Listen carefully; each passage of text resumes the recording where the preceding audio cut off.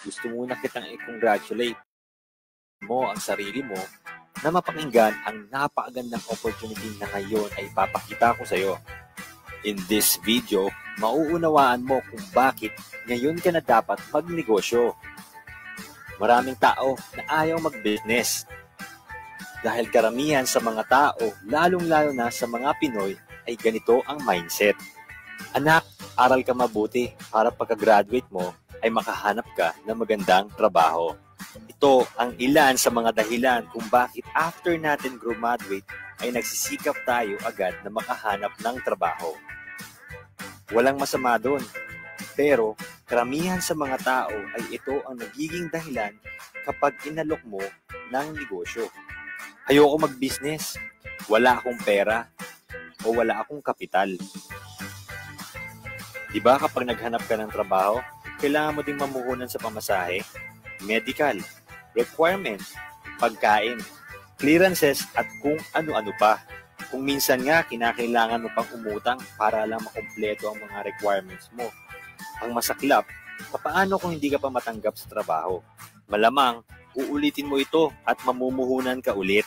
Ang iba naman ay sinasabi, wala akong time para dyan. Walang kaso yun. Pero ang mas malala, wala ka nang time, wala ka pang pera. Yun ang mas malala. Ganito naman ang dahilan ng iba. Hindi ko alam yan. Hindi ko hilig yan. Tanong, ang mga doktor ba ay pinanganak na doktor na?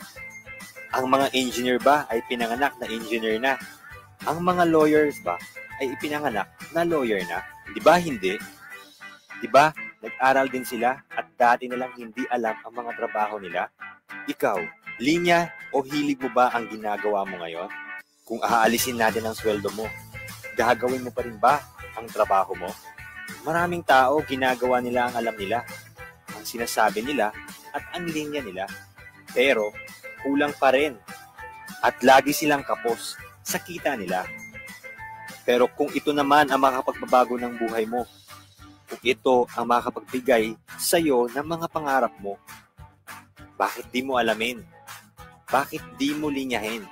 Bakit di mo aralin? May mga tao nagsasabing, ayoko mag-business. Naku, risky yan. Malulugi lang ako dyan. Hindi pa nga nasisimulan mag-business, iniisip na kaagad niya na malulugi siya. Nung nag-enroll ka ba sa paaralan at nagbayad ka ng tuition fee mo? Nagtanong ka ba na, what if hindi ka makapasa? What if hindi ka makagraduate? Nung nag-apply ka ng work sa kumpanya mo, tatanong mo ba, what if di ko magawa ang trabaho? Lahat ng mga excuses na ito ay nagiging dahilan na lang ng mga tao ang hindi nila alam, hindi nila maiwasang hindi pumasok sa negosyo pagdating ng panahon. Diskumpiyado ka pa din ba? Sige, tignan natin. Meron tayong tinatawag na life cycle. Una ay study.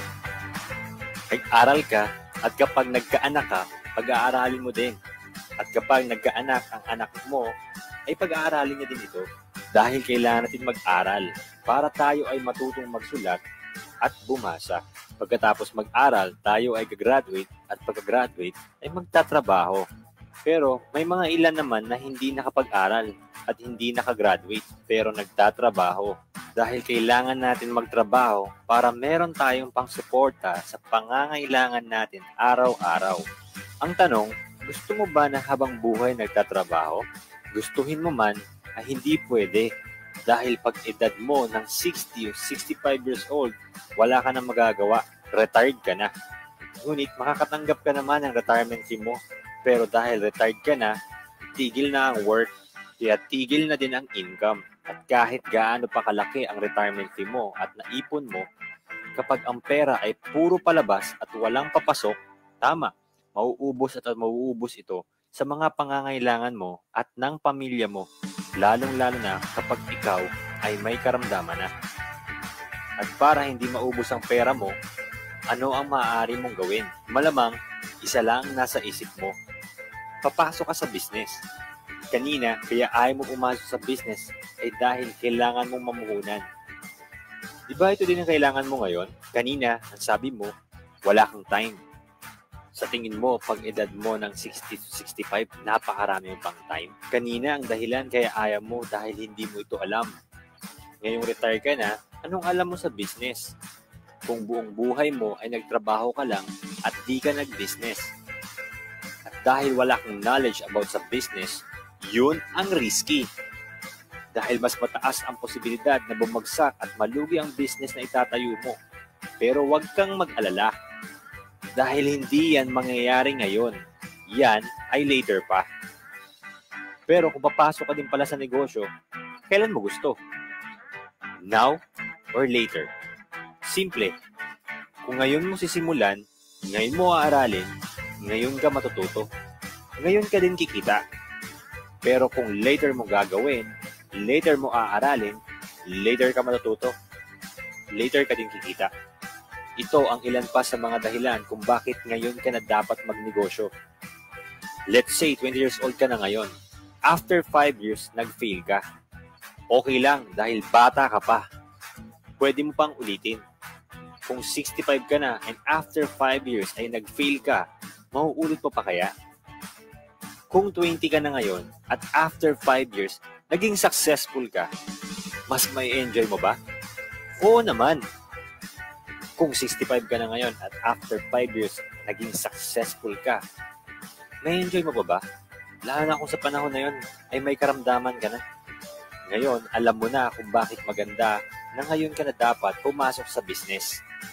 Click the link below para malaman mo papaano ka makakasali at papaano ka na kikita.